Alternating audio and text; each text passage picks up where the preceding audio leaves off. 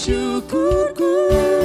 Ku tak akan berhenti memuji, meninggikan namamu selalu, menari, memuliakanmu. Dibebaskan, dibangkitkan hidup yang kau dan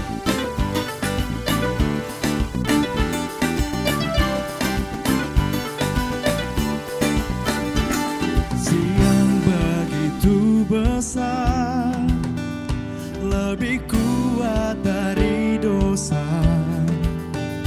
Kasih yang menemukanku, selamatkan dan pulihkanku.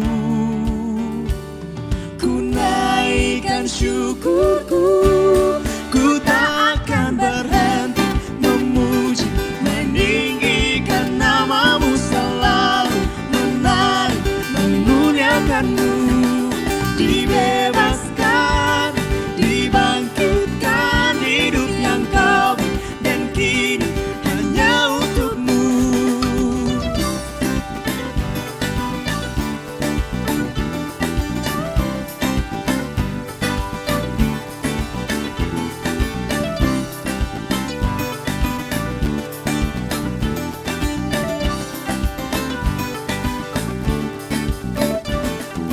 Naikkan syukurku,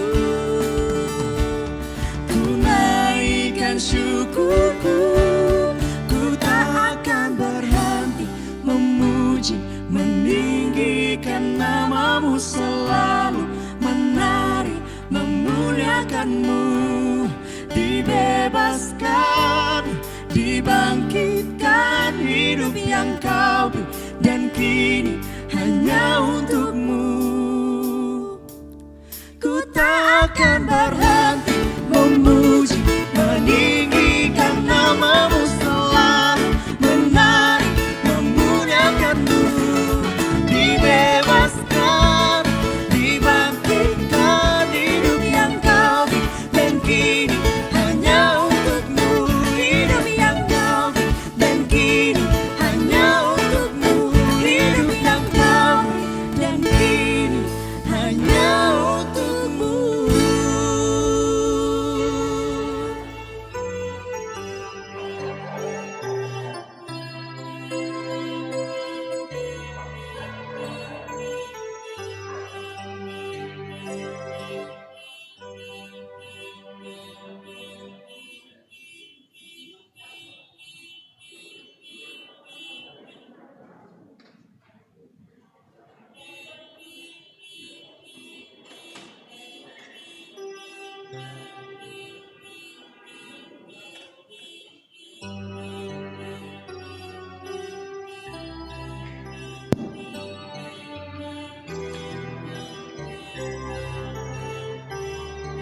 Kepada seluruh jemaat yang hadir dalam ibadah hari Minggu ini, kami ucapkan selamat pagi, shalom.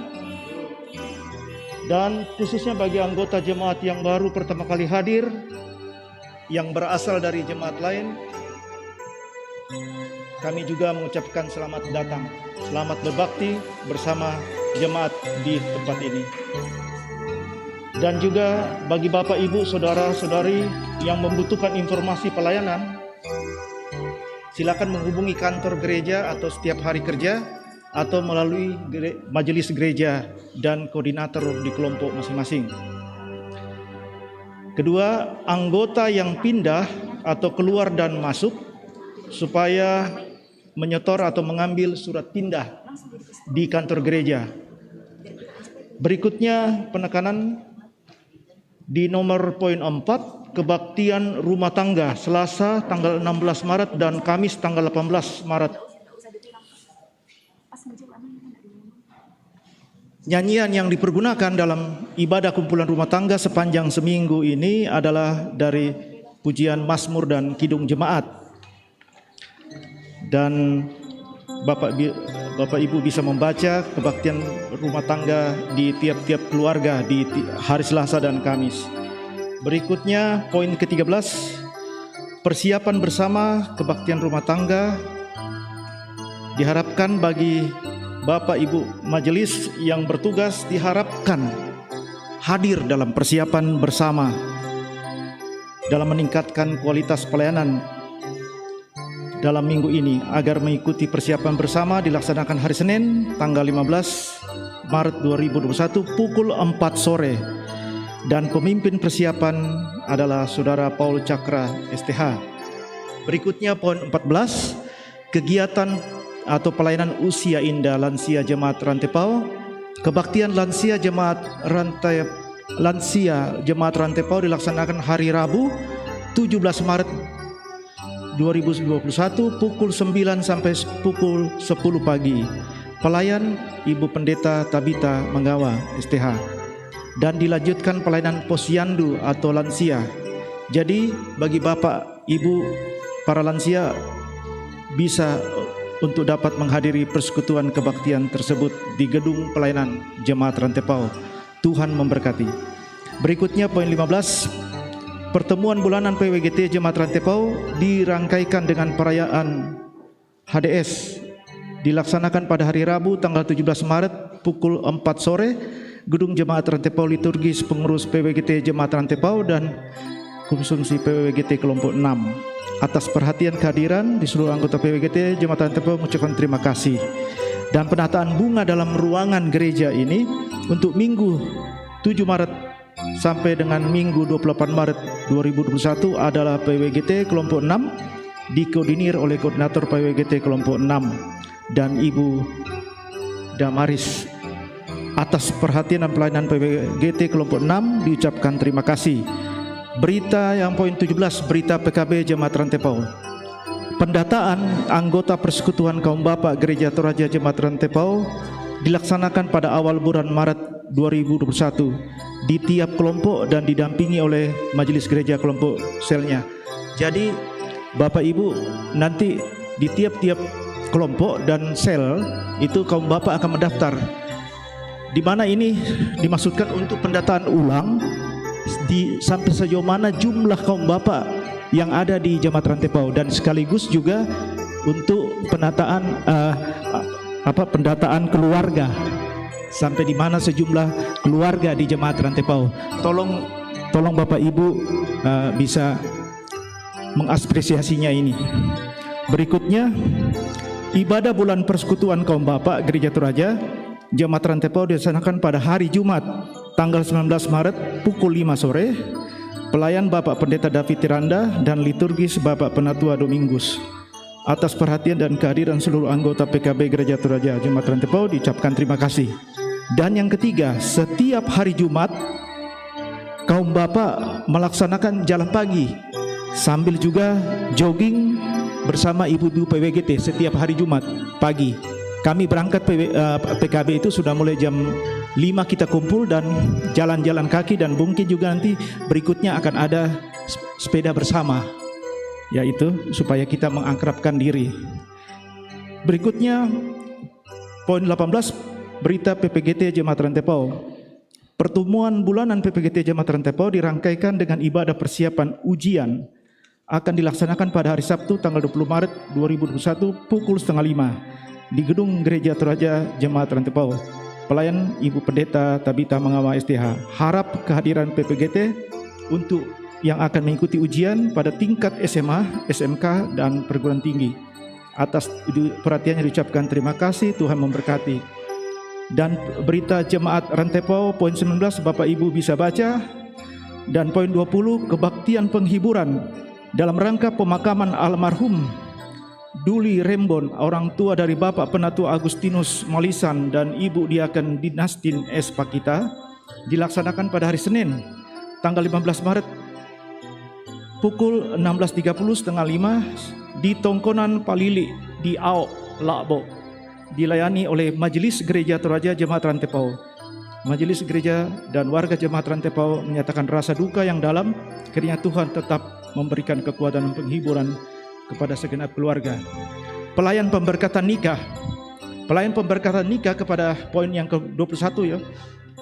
Yaitu pertama, Saudari Jenny Tikualu, anak dari Bapak Yohanes Teke dan Ibu Agustina Tandibone almarhum, dengan Saudara Lee John anak Bapak Yohanes Rante Batupapan dan Ibu Yulita Rante.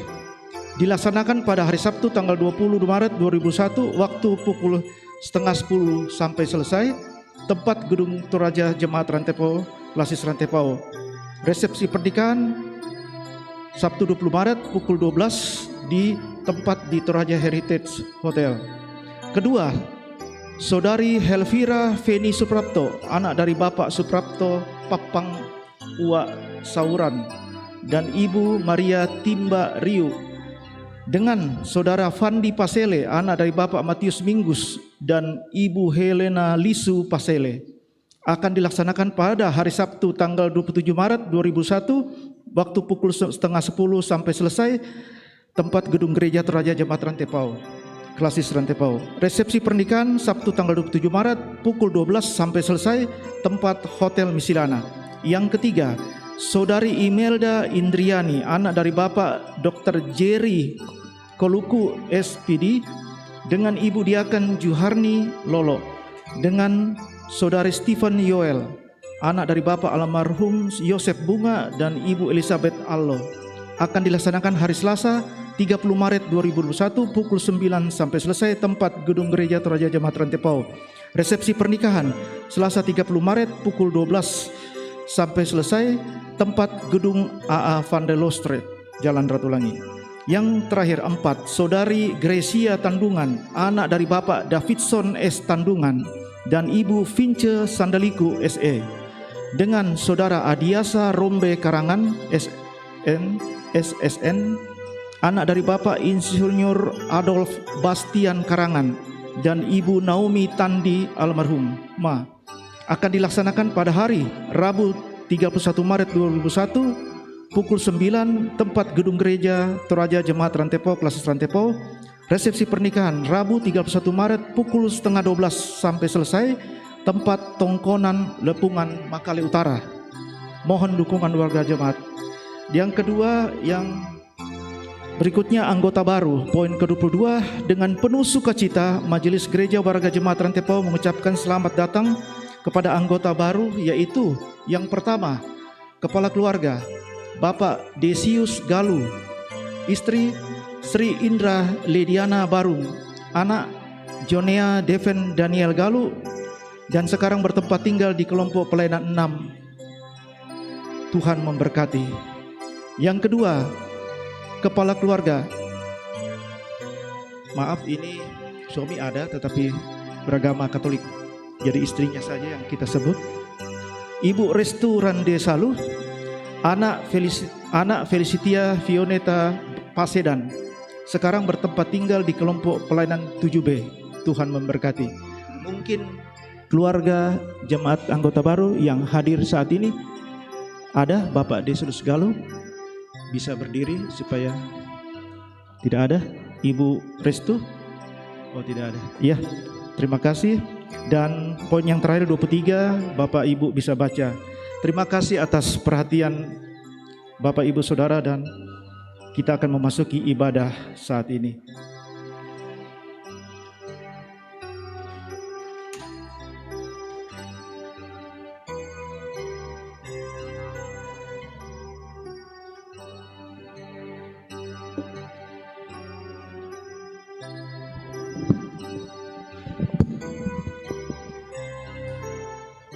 Shalom, selamat pagi Bapak Ibu sidang jemaat kekasih Tuhan.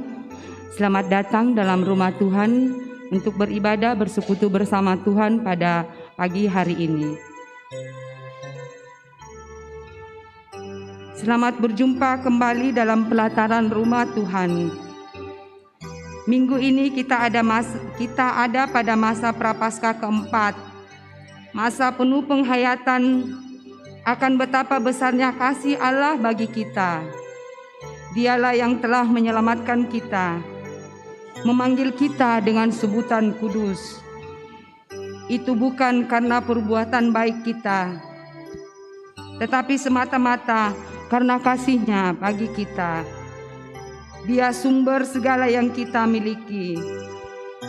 Itulah yang akan kita renungkan lewat ibadah hari ini dalam tuntunan tema memandang sumber kehidupan.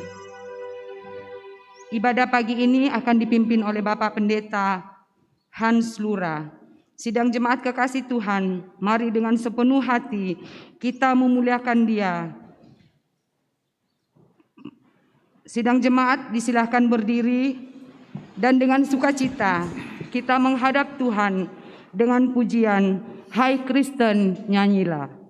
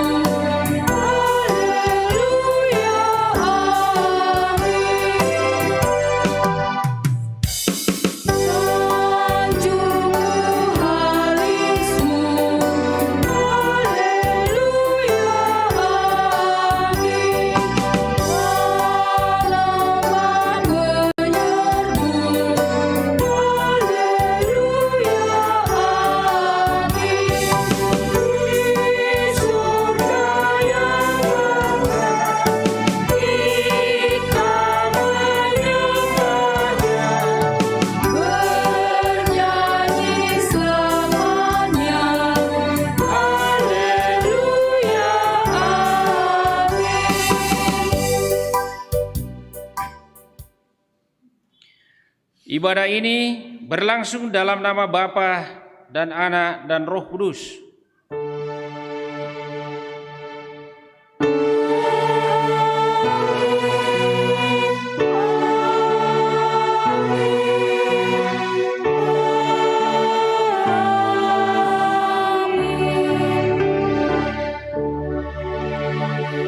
Salam kepada kamu dari segala orang kudus.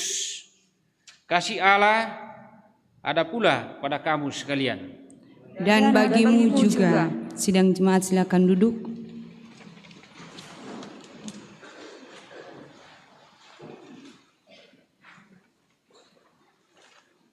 Mari kita mengagungkan Tuhan dengan bermazmur baginya.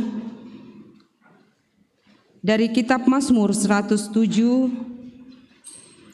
Mazmur 107 ayat 10 sampai ayat 22.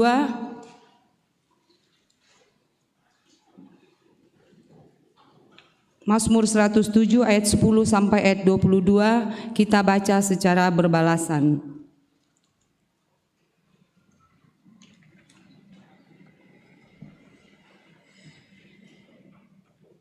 Saya mulai. Ada orang-orang yang duduk di dalam gelap dan kelam, Terkurung dalam karena mereka memberontak terhadap perintah-perintah Allah. Maka ditundukkannya hati mereka ke dalam kesusahan. mereka tergelincir dan tidak ada yang menolong. Maka berseru-serulah mereka kepada Tuhan dalam kesesakan mereka. Dan diselamatkannya mereka dari kecemasan mereka. Dibawanya mereka keluar dari dalam gelap dan kelam. Dan diputuskannya belenggu-belenggu mereka. Biarlah mereka bersyukur kepada Tuhan karena kasih setianya. karena perbuatan-perbuatannya yang ajaib terhadap anak-anak manusia. Sebab dipecahkannya pintu-pintu tembaga, dan dihancurkannya palang-palang pintu besi. ada orang-orang menjadi sakit oleh sebab kelakuan mereka yang berdosa. Dan disiksa oleh sebab kesalahan-kesalahan mereka. Mereka muak terhadap segala makanan, Dan mereka sudah sampai pada pintu gerbang maut. maka berseru-serulah mereka kepada Tuhan dalam kesesakan mereka. Dan diselamatkannya mereka dari kecemasan mereka. Disampaikannya firman-Nya dan disembuhkannya mereka. Diluputkannya mereka dari liang kubur. Biarlah mereka bersyukur kepada Tuhan karena kasih setia-Nya. Karena perbuatan-perbuatannya yang ajaib terhadap anak-anak manusia. Biarlah mereka mempersembahkan korban syukur. Dan menceritakan pekerjaan-pekerjaan dengan sorak-sorai. Amin. Dengan syukur pujilah Tuhan, kita nyanyikan.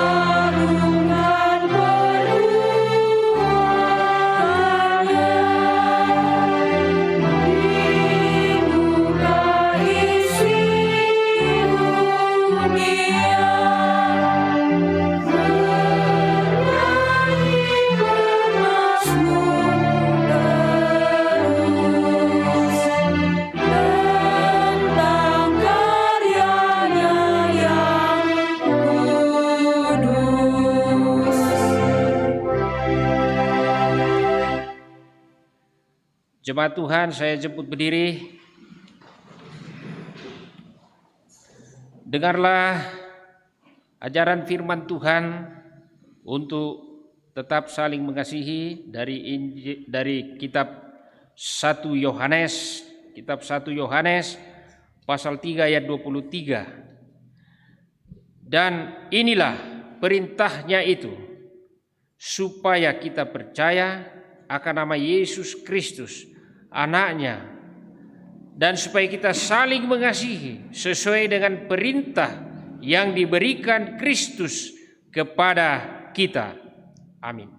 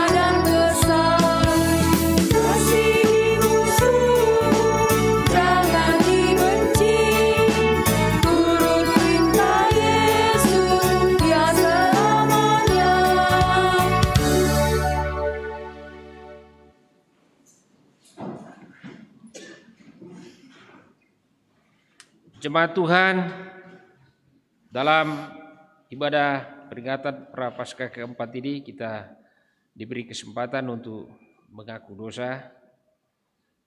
Mari kita berkata di hadirat Tuhan. Ya Allah, jika aku melihat langit-Mu, buatan jarimu, bulan dan bintang-bintang yang Kau tempatkan, apakah manusia sehingga Engkau mengingatnya?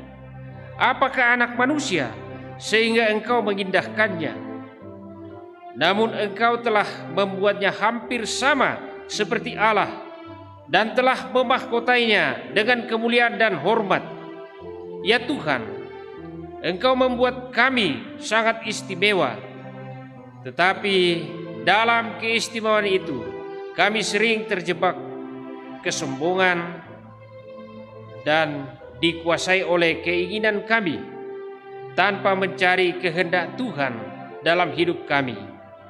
Kami berdosa, Tuhan. Dalam pengasihan-Mu kami memohon, ampuni dan kasihanilah kami ya Tuhan.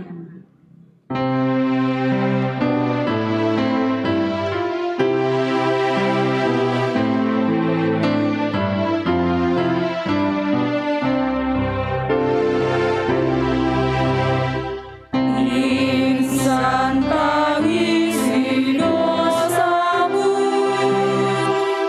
ingatlah Kristus menempuh jalan penuh sengsara,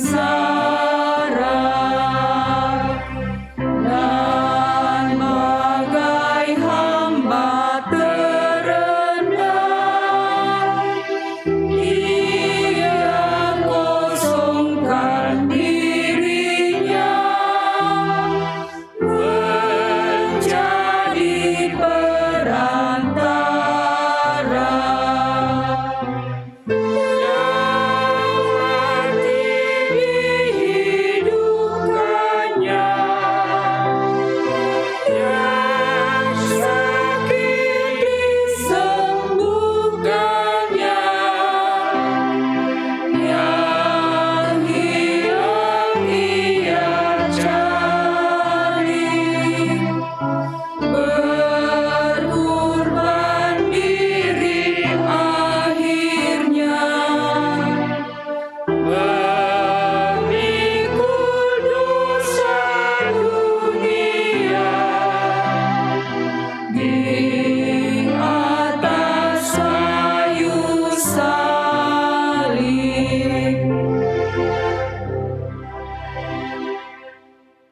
Jemaat Tuhan, kepada kamu sekalian yang tunduk dalam penyesalan, berita anugerah dari Allah dinyatakan kembali. Aku telah menghapus segala dosa pemberontakanmu seperti kabut diterbangkan angin, dan segala dosamu seperti awan yang tertiup. Kembalilah kepadaku, sebab aku telah menebus engkau. Yesaya pasal 44 ayat 21. Amin.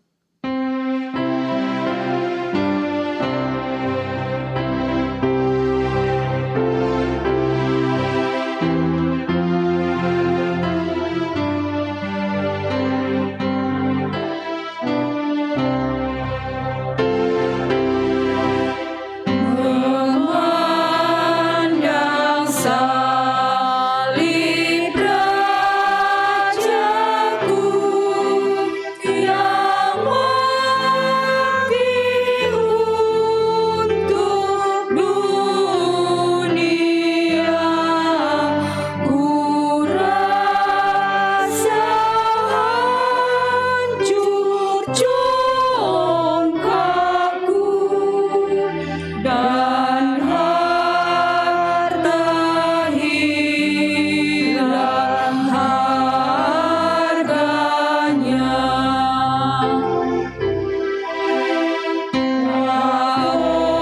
Oleh aku berpegang selain dalam salibmu, ku buang nikmat dunia demi darahmu yang kudus. Sidang jemaat kekasih Tuhan, ada waktu bagi kita untuk mengumpulkan persembahan syukur kita kepada Tuhan untuk pekerjaan dan pelayanan kerajaan firman Tuhan. Dan dengarkanlah tuntunan firman Tuhan dari kitab Mazmur 107 ayat 21 sampai ayat 22. Biarlah mereka bersyukur kepada Tuhan karena kasih setianya, karena perbuatan-perbuatannya yang ajaib terhadap anak-anak manusia. Biarlah mereka mempersembahkan korban syukur dan menceritakan pekerjaan-pekerjaannya dengan sorak-sorai. Amin firman Tuhan. Syukur padamu ya Allah, atas segala rahmat-Mu kita nyanyikan mengiringi persembahan syukur kita.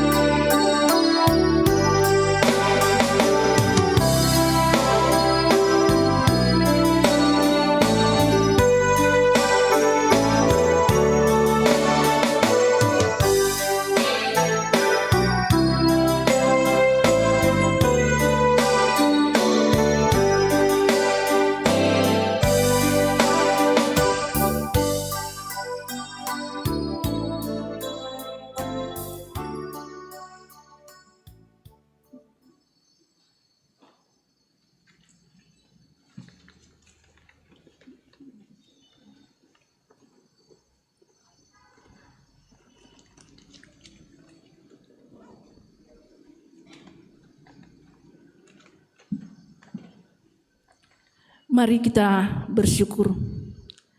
Ya Tuhan Allah Bapa kami, yang kami puji, yang kami muliakan, kami bersyukur dan bersyukur oleh kasih setiamu yang kami boleh nikmati setiap saat. Kami pun bersyukur oleh karena walaupun Engkau mengenal keterbatasan kami, tetapi Engkau berkenan melibatkan kami di dalam pekerjaan-Mu yang kudus melalui persembahan.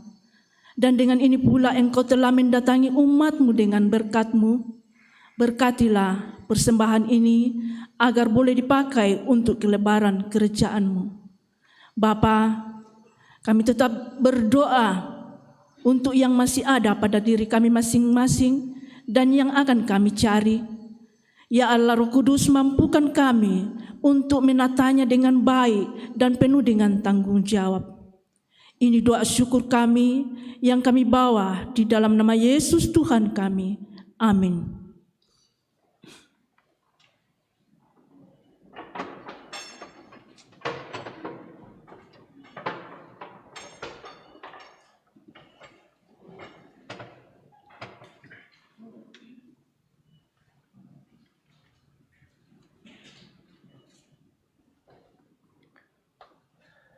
Jemaat Tuhan, sebentar firman kita akan baca dari kitab Bilangan pasal 21 ayat 4 sampai 9 dan kitab Efesus pasal 2 ayat 1 sampai 10 dan Injil menurut Yohanes pasal 3 ayat 14 sampai 21. Tetapi sebelum firman ini dibaca dan direnungkan, mari jemaat kita mohon pertolongan Tuhan, kita berdoa.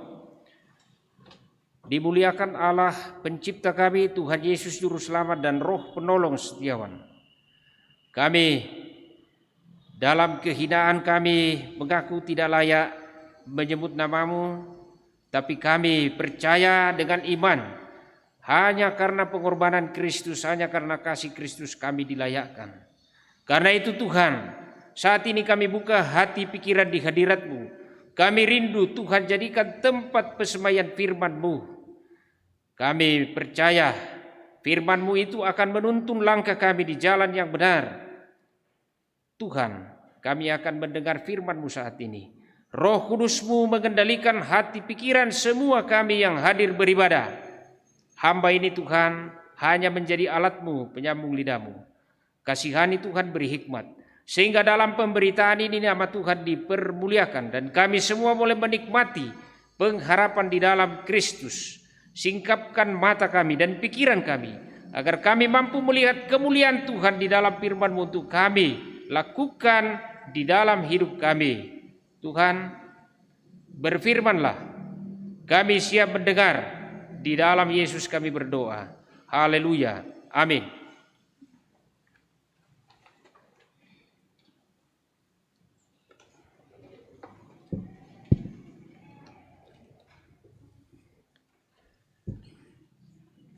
Firman Tuhan dari Bilangan 21 ayat 4 sampai 9. Ular tembaga. Setelah mereka berangkat dari Gunung Hor, berjalanlah ke arah laut Tiberau untuk mengelilingi tanah Edom. Maka bangsa itu tidak dapat lagi menahan hati di tengah jalan. Lalu mereka berkata-kata melawan Allah dan Musa, "Mengapa kamu memimpin kami keluar dari Mesir, supaya kami mati di padang gurun ini? Sebab di sini tidak ada roti dan tidak ada air, dan akan makanan hambar ini kami telah muak." Lalu Tuhan menyuruh ular-ular tedung ke antara bangsa itu yang memagut mereka, sehingga mereka dari orang Israel mati. Kemudian datanglah bangsa itu mendapatkan Musa dan berkata, "Kami telah berdosa sebab kami berkata-kata melawan Tuhan dan engkau. Berdoalah kepada Tuhan supaya dijauhkannya ular-ular ini daripada kami." Lalu Musa berdoa untuk bangsa itu. Maka berfirmanlah Tuhan kepada Musa, "Buatlah ular tedung dan taruhlah itu pada sebuah tiang. Maka setiap orang yang terpagut, jika ia melihatnya, akan tetap hidup." Lalu Musa membuat ular tembaga dan menaruhnya pada sebuah tiang. Maka jika seorang dipagut ular dan ia memandang kepada ular tembaga itu, tetaplah ia hidup. Amin. Pembacaan yang kedua terambil dari kitab Efesus pasal 2 Efesus pasal 2 ayat 1 sampai ayat 10. Firman Tuhan, semuanya adalah kasih karunia. Kamu dahulu sudah mati karena pelanggaran-pelanggaran dan dosa-dosamu. Kamu hidup di dalamnya karena kamu mengikuti jalan dunia ini. Karena kamu mentaati penguasa kerajaan angkasa, yaitu roh yang sekarang sedang bekerja di antara orang-orang durhaka. Sebenarnya dahulu kami semua juga terhitung di antara mereka, ketika kami hidup di dalam hawa nafsu daging dan menuruti kehendak daging dan pikiran kami yang jahat. Pada dasarnya kami adalah orang-orang yang harus dimurkai, sama seperti mereka yang lain. Tetapi Allah yang kaya dengan rahmat, oleh karena kasih-Nya yang besar yang dilimpahkannya kepada kita, telah menghidupkan kita bersama-sama dengan Kristus. Sekalipun kita telah mati oleh kesalahan-kesalahan kita, oleh kasih karunia kamu diselamatkan. Dan di dalam Kristus Yesus, Ia telah membangkitkan kita juga dan memberikan tempat bersama-sama dengan Dia di sorga, supaya pada masa yang akan datang, Ia menunjukkan kepada kita kekayaan kasih karunia-Nya yang melimpah-limpah sesuai dengan kebaikan-Nya terhadap kita dalam Kristus Yesus. Sebab karena kasih karunia kamu diselamatkan oleh iman, itu bukan hasil usahamu, tetapi pemberian Allah. Itu bukan hasil pekerjaanmu, jangan ada orang yang memegahkan diri. Karena kita ini buatan Allah, diciptakan dalam Kristus Yesus untuk melakukan pekerjaan baik yang dipersiapkan Allah sebelumnya. Ia mau supaya kita hidup di dalamnya. Amin.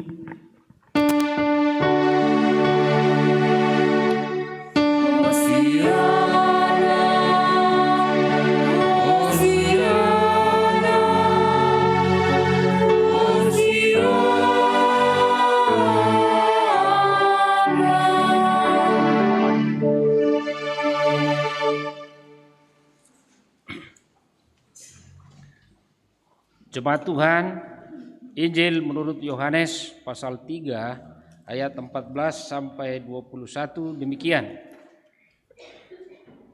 Dan sama seperti Musa meninggikan ular di padang gurun, demikian juga Anak Manusia harus ditinggikan, supaya setiap orang yang percaya kepadanya beroleh hidup yang kekal. Karena begitu besar kasih Allah akan dunia ini, sehingga Ia telah mengaruniakan anaknya yang tunggal, supaya setiap orang yang percaya kepadanya tidak binasa, melainkan beroleh hidup yang kekal. Sebab Allah mengutus anaknya ke dalam dunia, bukan untuk menghakimi dunia, melainkan untuk menyelamatkannya oleh Dia. Barang siapa percaya kepadanya, ia tidak akan dihukum. Barang siapa tidak percaya, ia telah berada di bawah hukuman, sebab ia tidak percaya dalam nama Anak Tunggal Allah. Dan inilah hukuman itu, terang telah datang ke dalam dunia, tetapi manusia lebih menyukai kegelapan daripada terang, sebab perbuatan-perbuatan mereka jahat. Sebab barang siapa berbuat jahat, membenci terang dan tidak datang kepada terang itu, supaya perbuatan-perbuatannya yang jahat itu tidak nampak. Tetapi barang siapa melakukan yang benar, ia datang kepada terang, supaya menjadi nyata bahwa perbuatan-perbuatannya dilakukan dalam Allah. Amin.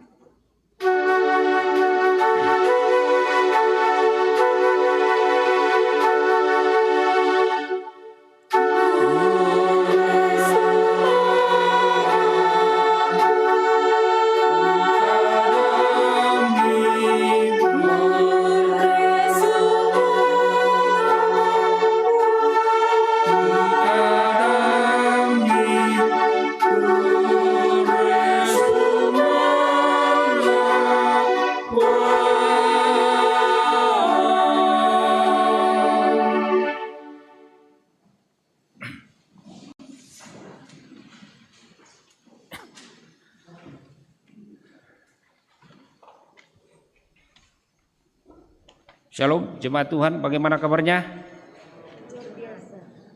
Ya, saya yakin dengan luar biasanya kabar kita hari ini juga luar biasa. Perbuatan kita menyenangkan hati Tuhan. Kita tadi baca firman dari 3 bagian. Kitab Bilangan pasal 21 ayat 4 sampai 9, Efesus pasal 2 ayat 1 sampai 10, dan Injil Yohanes pasal 3 ayat 14 sampai 21. Tema menuntun di perayaan Prapaskah keempat ini memandang sumber kehidupan. Jemaat Tuhan, bagi kita yang sudah sekolah minimal di SMA, apalagi kalau masuk di perguruan tinggi, pernah tentu ingat-ingat salah satu teori sosial mengatakan bahwa kejahatan terjadi itu bisa disebabkan oleh karena kebutuhan biologis kita tidak terpenuhi, antara lain makan, minum, urusan seks juga, udara segar, dan lain-lain. Dan ternyata hal-hal itu bukan hanya menjadi persoalan kriminal sosial, tapi juga bisa meruntuhkan iman seseorang, bahkan bisa melawan Tuhan. Ya, kalau dalam perbuatan sosial kan kita sudah lihat, orang demi isi perutnya bisa mencuri dan membunuh, kan? Itu kan kejahatan. Bahkan jangan jauh-jauh juga, ibu bapak sayang istrinya toh, sayang suaminya. Tapi kalau suami dalam masa-masa pandemi COVID ini banyak yang di PHK, kalau sudah tidak ada kerjanya, tidak ada pendapatan, ya itu cinta juga bisa luntur, kan? Sebab buar karena laya itu cinta di pertama kurin, tuh kan tuh, paling banter 2-3 berapa bulan saja cintanya lengket. Sesudah itu mulai marah dia, ya kan? Tidak ada apa nafsu, ya kan? Jadi ini kenyataan. Jadi omong kosong kalau ada lagu dulu itu ya, aku akan cinta, lagu dangdut ya. Walaupun berselimutkan koran, ya kan, daun pisang, wah itulah cinta menggoda. Tapi kalau tidak ada apa mau dimakan, ya pasti putus juga, kan, cerai. Ya. Nah, jemaat ternyata lebih jauh. Itu bukan hanya sekedar masalah sosial kriminal saja. Kita lihat tadi dalam bacaan kita, kitab Bilangan pasal 21 ayat 4 sampai 9. Ini orang Israel ini kan kurang lebih 40 tahun mengembara dalam perjalanan keluar dari Mesir mau ke Kanaan, mutar-mutar mereka. Itu ada maksud Tuhan juga supaya yang kepala batu itu karakternya keras teguk, itu habis satu generasi itu. Supaya yang masuk itu terfilter memang orang-orang yang lulus seleksi menghadapi berbagai penderitaan, ya. Nah, ini mereka hanya makan manna saja dan mereka protes. Mereka sudah muak. Itu dalam ayat 5 tadi kan, mereka sudah muak dengan makanan yang hambar menurut mereka, kan. Lalu mereka melawan Tuhan dan melawan Musa. Kenapa? Karena urusan makanan, urusan minum, dan berkali-kali mereka marah dan demo Musa gara-gara soal makan juga, kan, dan minum. Dan akhirnya mereka berdosa kepada Tuhan. Lalu digigit ular. Tapi mereka sadar bahwa karena mereka melawan Tuhan, lalu mereka minta ampun lagi kepada Tuhan dan diampuni. Tapi yang menarik di sini poinnya, akar yang membuat mereka melawan Tuhan dan melupakan bahwa Tuhan itu sumber hidup yang sudah memberi mereka makan, ini adalah urusan perut, ya kan? Saya bilang tadi banyak, bukan hanya suami istri, saudara bersaudara di Toraja banyak berkelahi, tidak saling mendoakan, mengunjungi, hanya karena sialai mana toh, sialai mana Uma dan lain-lain. Kalau sudah mati orang tua. Nah, ini mengingatkan saya, ada jemaat saya bercerita dulu begini. Dan duka ya melo nate macam-macam sekte gereja sekarang, kan. Dan dirawat adalah rumah sakit Elim, bisa ya. Nakwa, ya lalu kampung o parenge, buda tawana tu jomai. Ya, Rabu Solo, tapi karena dia sudah Pantekosta. Temo na morenale itu tawajomi Rabu Solo, na sialai mo paanakan na tujuh gereja Toraja. Nama sakit mi, didamping di rumah sakit. Saya doktoro mungkin ya kurang lebih 1-2 minggu dirawat. Saya doktoro napi kutanan ni masak apa to ngar aku te doktoro. Nakwa ada tetep tuh minta maaf kurang gizi komi. Nakwa kurang gizi bisa susi to aku dirawat. Nah, aparala di kande to na den melo-melo sulit tu gizi. Nakwa kande komi duku terong duku bai. Jadi besoknya datang Pak Pendetanya doakan, nakwa. Naku dulu Pak Pendeta sebelum sembahyang kami membayi salam tu tu jome mi gagai kenala tawa jome rampu solo otomatis na masiri nanti na sangat na dokter kurang gizi.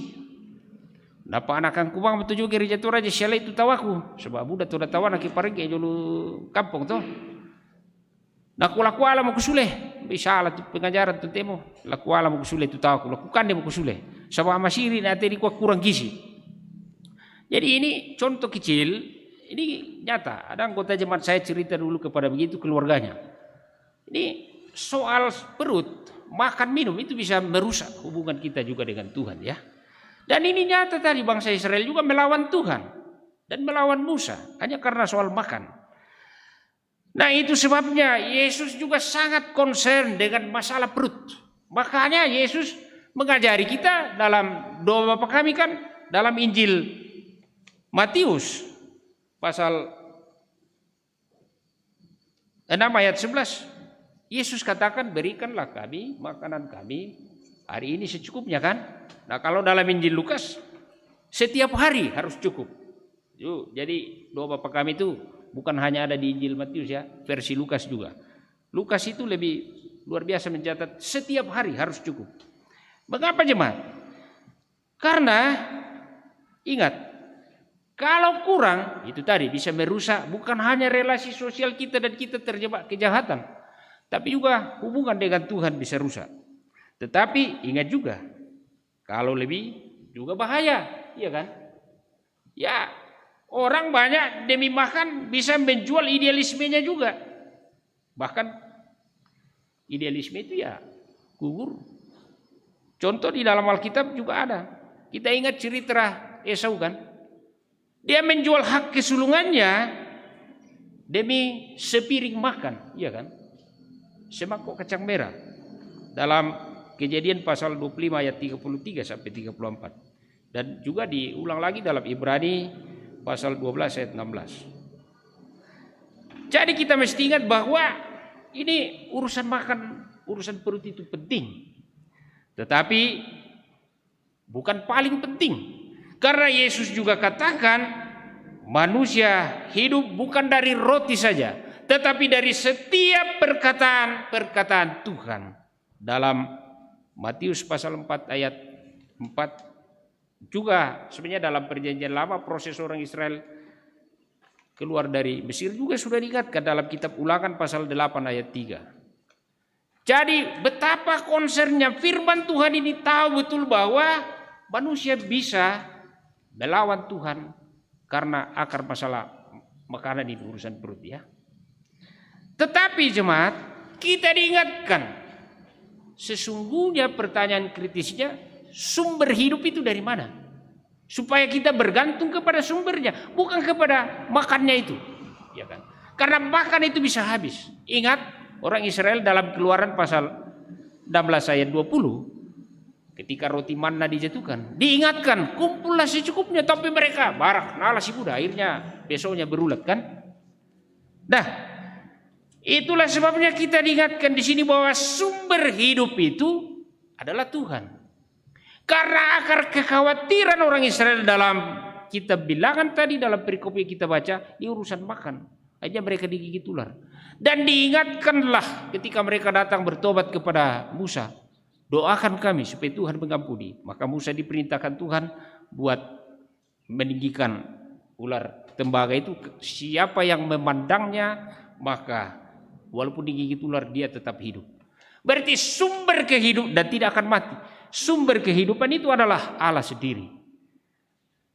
Apalagi soal makan, itu akan selesai kalau kita bergantung kepada sumbernya, bukan kepada makanannya. Makanan kan bisa habis kalau kita makan toh. Nah itu sebabnya diingatkan supaya bergantung kepada Tuhan. Dan ketika mereka bergantung kepada Tuhan, amanlah kehidupan mereka. Ini poin penting dalam firman yang kita baca tadi, jemaat yang dikasihi Tuhan. Dan itu yang ditegaskan oleh Injil Yohanes tadi. Bahwa kalau orang Israel itu di padang gurun, ular tembaga ditinggikan sehingga mereka diselamatkan tidak mati ketika memandang itu, maka dikatakan anak manusia ditinggikan melalui peristiwa pengorbanan di kayu salib supaya setiap yang percaya tidak binasa. Itu Injil Yohanes tadi bilang. Dan itu sebabnya Paulus menegaskan dalam suratnya kepada Efesus bahwa hanya karena kasih karunia di dalam Kristus, kasih karunia karena Yesus sungguh luar biasa mengasihi kita. Bahkan Allah Bapa mengasihi kita. Dalam Injil Yohanes tadi pasal 3 ayat 16, karena begitu besar kasih Allah akan dunia ini sehingga ia memberi putra tunggalnya. Dan itu sebabnya ditegaskan dalam Injil Yohanes bahwa kasih karunia ini hanya ada di dalam Kristus, dan karena itu kita harus bergantung kepada sumber hidup. Memandang sumber kehidupan itu. Kita harus tetap bergantung, bukan hanya memandangnya lalu diam, tetapi bergantung dan melakukan segala perintahnya. Karena itu jemaat yang dikasihi Tuhan Yesus Kristus, sesungguhnya orang Israel ini kalau sadar betul bagaimana Tuhan itu luar biasa menjaminkan bahwa sumber kehidupan itu dari Tuhan, karena itu apapun kebutuhan bisa mereka dengan sadar dan dikerjakan, pasti disiapkan. Ingat saja, mereka diminta keluar dari Mesir. Dari Mesir mereka disuruh lari ke padang gurun. Ini kan pertanyaan penting. Masuk di padang gurun itu tidak ada air, satu tetes pun tidak ada air. Nah, air itu kan simbol kehidupan tuh. Di mana ada air pasti ada kehidupan. Minimal virus bakteri di tujuh tua. Iya kan?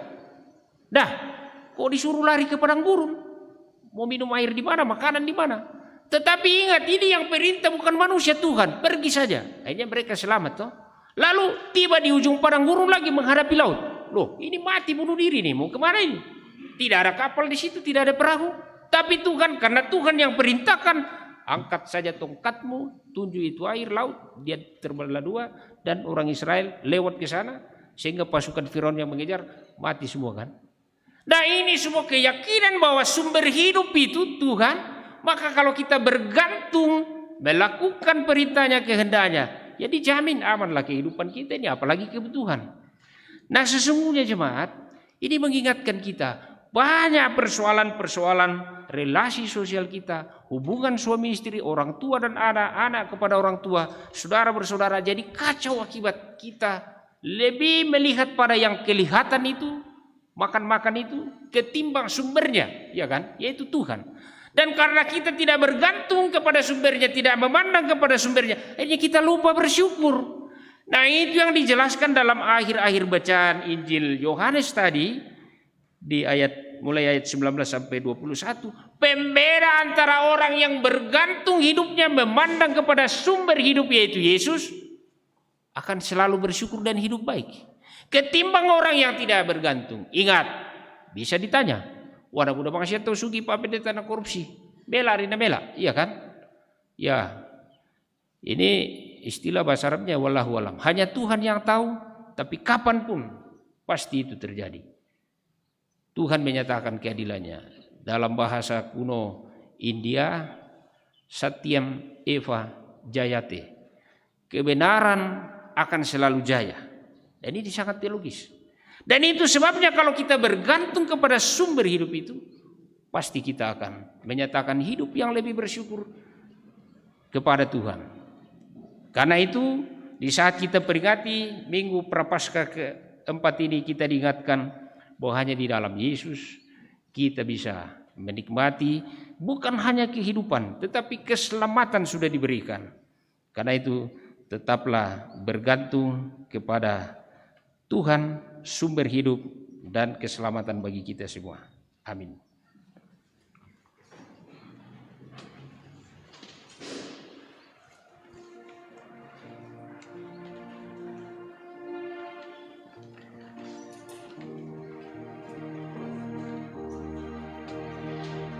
Kita masuk dalam saat teduh. Tuhan, kami diingatkan firman-Mu dan kami disapa untuk bergantung kepada sumber hidup, bukan kepada makan dan minum saja. Karena Allah lah sumber kehidupan itu. Kalau selama ini kami lalai bergantung kepadamu dan memandang kepadamu, ampuni kami Tuhan. Dan bimbing kami menjalani hari-hari hidup yang Tuhan masih beri untuk selalu mengandalkan-Mu. Kita akan sama-sama menaikkan doa syafaat dan juga kita akhiri dalam doa Bapa kami dan doa syukur atas persembahan kita. Di berita jemaat tadi sudah dibacakan, yang sakit, yang lanjut usia ada sekian, yang ulang tahun juga banyak, yang mau mempersiapkan diri masuk dalam rumah tangga baru ada 4 pasang, anggota baru dan lain-lain. Saya tidak baca lagi. Itulah semua yang kita gumuli dalam doa, pekerjaan, semua warga jemaat, pelayanan, majelis gereja dan seluruh organisasi intergerejawi. Mari kita sama-sama menaikkan doa syafaat, doa syukur, dan kita akhiri dengan doa Bapa kami bersama nanti. Kita berdoa. Dimuliakan Allah Tuhan Yesus dan Roh Kudus. Kami sudah diizinkan menikmati lawatan jamahan kasih Tuhan melalui firman-Mu, puji-pujian dan doa. Kami mohon oleh kuasa Roh-Mu menanamkan firman itu di hati pikiran kami agar kami dimampukan melakukan kehendak firman-Mu ini oleh tuntunan Roh Kudus-Mu. Beri kami hikmat agar kami selalu sabar, kuat menjalani hidup ini. Walau penuh tantangan dan pergumulan, tapi Tuhan akan menuntun kami. Dalam syafaat ini kami berdoakan warga jemaat Rantepau di sini yang sakit, baik yang dirawat di rumah sakit atau di rumah. Tolong Tuhan, lawat mereka, pulihkan melalui setiap perawatan yang mereka terima, bahkan melalui iman yang Tuhan karuniakan, melalui makanan, minuman, obat-obatan, bahkan semua perawatan dari keluarga juga menjadi alat kuasa Tuhan mengalir memberi kesembuhan. Tuhan, kami mendoakan juga yang sudah lanjut usia. Tuhan tolong beri semangat hidup bagi mereka, kuatkan pengharapan mereka. Kami mendoakan juga yang berulang tahun kelahiran dan berulang tahun pernikahan. Tuhan sempurnakan sukacita warga jemaat. Kami mendoakan pelayanan warga jemaat di sini. Berkati pendeta di jemaat Rantepau dalam pelayanan dalam keluarga, penatua, diaken, tata usaha, koster, begitu juga pengurus PKB, PWGT, PPGT dan sekolah minggu. Berkati mereka semua dalam mengangkat tugas pelayanan. Kami mendoakan semua pengurus kelompok, Tuhan tuntun juga mengangkat tanggung jawab pelayanan. Semua warga jemaat dalam pekerjaannya, baik yang bekerja di lembaga eksekutif, legislatif, yudikatif, juga yang sebagai tentara, polisi, berusaha di bidang jasa, atau juga sebagai pedagang. Tuhan, pekerjaan apapun yang ditekuni jemaat, yang di mata Tuhan itu baik, Tuhan mari Engkau berkati. Usaha beternak atau bercocok tanam yang dikelola jemaat, Tuhan mari berkati semuanya itu. Kami berdoa juga ya Allah, rumah tangga warga jemaat, berkati hubungan suami istri, orang tua dan anak-anak, tuntun mereka damai rukun dalam kasih-Mu ya Allah. Kami berdoa juga bagi pergumulan anak-anak muda kami, bahkan dalam pergaulan Tuhan tuntun mereka di jalan Tuhan. Kami mendoakan anak-anak yang berjuang menuntut ilmu dari TK sampai perguruan tinggi, juga yang melakukan studi lanjut, Tuhan tuntun. Kami mendoakan semua orang tua di jemaat Rantepau, beri hikmat dalam mendidik anak-anak mereka, bahwa itu Tuhan karuniakan untuk senantiasa dikasihi dan diajar di jalan Tuhan. Ya Allah, kami berdoa juga semua yang terlibat dalam pelayanan saat ini, Tuhan berkati kami semua. Dan sebentar kalau kami kembali ke rumah kami masing-masing melanjutkan aktivitas, Tuhan pimpin dan sertai kami selalu, Tuhan beri keselamatan bagi kami. Kami mendoakan pemerintah kami dari pusat sampai ke pelosok, Tuhan tuntun, beri hikmat agar mereka bekerja dengan adil bijaksana. Ya Allah, kami percaya hanya karena kasih-Mu memungkinkan kami memberikan persembahan syukur kami, dan kami percaya Tuhan juga akan senantiasa menuntun majelis gereja, bahkan kami semua mengelola untuk kemuliaan Tuhan dalam hidup kami. Ya Tuhan, inilah doa permohonan kami, syafaat kami. Kami sampaikan hanya di dalam nama Yesus Juru Selamat yang sudah mengajar kami berdoa bersama. Bapa kami yang di surga, dikuduskanlah, datanglah kerja-Mu, jadilah kehendak-Mu seperti di surga. Berikanlah kami pada hari ini makanan kami yang secukupnya, dan ampunilah kami akan kesalahan kami, seperti kami juga mengampuni orang bersalah kepada kami. Janganlah membawa kami ke cobaan, tapi lepaskanlah kami daripada yang jahat, karena Kau punya kerajaan dan kuasa dan kemuliaan sampai selama-lamanya. Amin.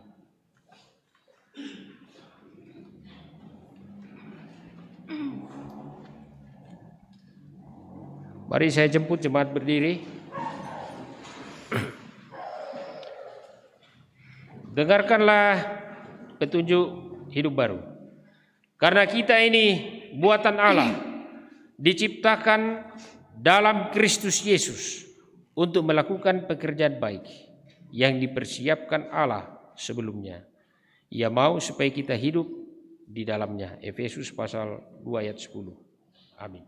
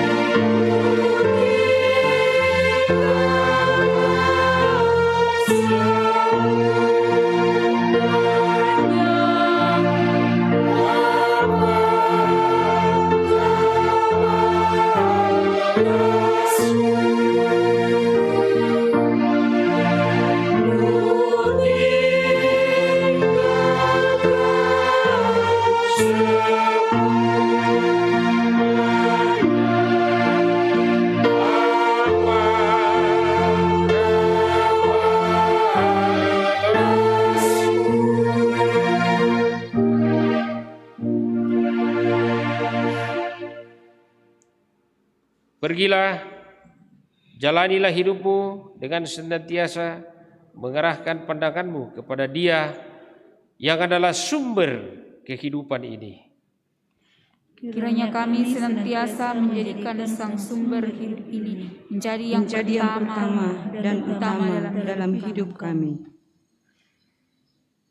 Karena itu, terimalah berkat Tuhan. Tuhan memberkati engkau dan melindungi engkau.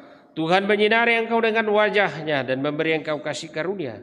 Tuhan menghadapkan wajah-Nya kepadamu dan memberi engkau damai sejahtera. Haleluya. Amin. Majelis Gereja dan segenap sidang jemaat menyatakan syukur kepada Tuhan yang boleh mengutus hambanya Bapak Pendeta Hans Lura untuk boleh memberitakan firman Tuhan di tengah-tengah kita pada siang hari ini. Terima kasih Bapak Pendeta, Tuhan memberkati dalam keluarga, dalam tugas dan pelayanan. Sidang jemaat kekasih Tuhan, mari kita nyatakan syukur kita kepada Tuhan dan dengan penuh iman kita nyatakan yang Maha Kasih yaitu Allah. Aku selamatlah oleh kasih-Nya. Kita nyanyikan.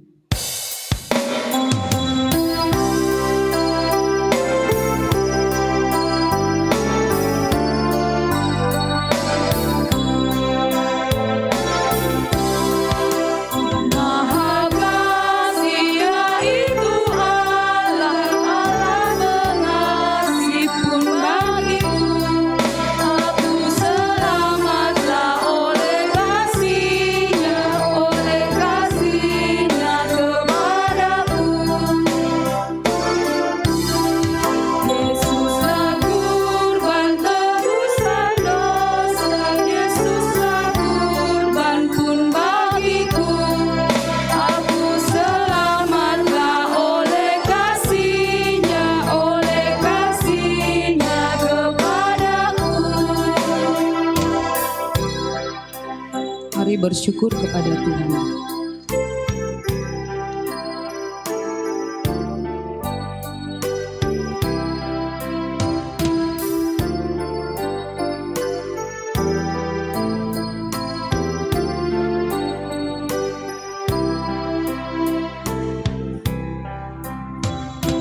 Demikianlah ibadah kita pada siang hari ini. Selamat hari Minggu, Tuhan memberkati.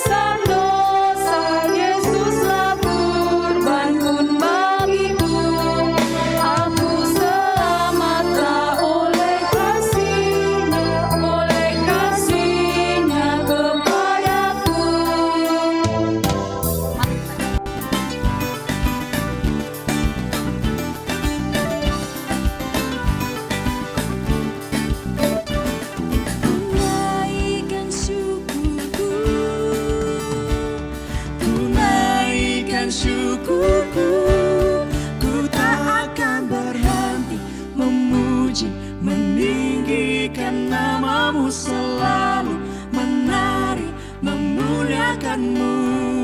Dibebaskan, dibangkitkan, hidup yang kau beri, dan kini hanya untukmu. Ku tak akan